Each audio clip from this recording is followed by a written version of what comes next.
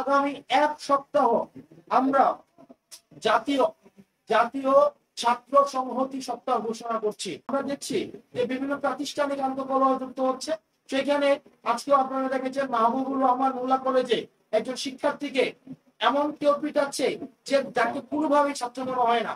অর্থাৎ ছাত্র পরিচয়ে প্রত্যেকটি আন্দোলনে আমরা ইতিমধ্যে বিভিন্ন আপনার মিডিয়াতে এসেছে যেই যেই যে অটো রিক্সা চালকদের আন্দোলনে আমরা ছাত্রলীগের ইনভলভমেন্ট দেখেছি, যুবলীগের ইনভলভমেন্ট দেখেছি।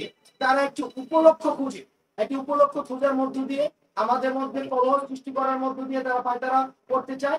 সেই জায়গা থেকে বাংলাদেশের সকল ছাত্র সমাজ 5ই আগস্টের পূর্বে আমরা যেভাবে ঐক্যবদ্ধ ছিলাম, ঠিক একভাবে ঐক্যবদ্ধ হওয়ার জন্য একতার বার্তা নিয়ে আমরা ছাত্র আন্দোলন সকল রাজনৈতিক ক্যাম্পাস কেন্দ্রিক এবং সকল রাজনৈতিক যে দল রয়েছে, ফ্যাসিবাদ বিরোধী যে শক্তিগুলো রয়েছে, ছাত্র সংগঠনগুলো রয়েছে, তাদের ঐক্যমত্যের ভিত্তিতে আমরা সিদ্ধান্ত পৌঁছেছি আগামী এক সপ্তাহ আমরা জাতীয় ছাত্র সংহতি সপ্তাহ ঘোষণা করছি।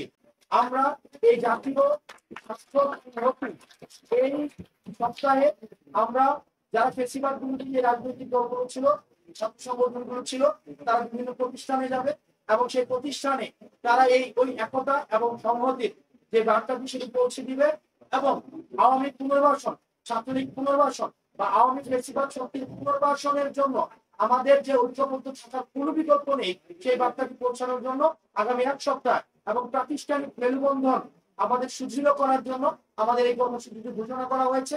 আজকে এই আমাদের তাৎক্ষণিক আলোচনায় যে ছাত্র সংগঠনগুলো, ফ্যাসিবাদ বিরোধী ছাত্র সংগঠনগুলো উপস্থিত হতে পারেনি, আপনারাও একই ধরনের কর্মসূচি আপনারা পালন করবেন বলে আমরা আশা রাখছি।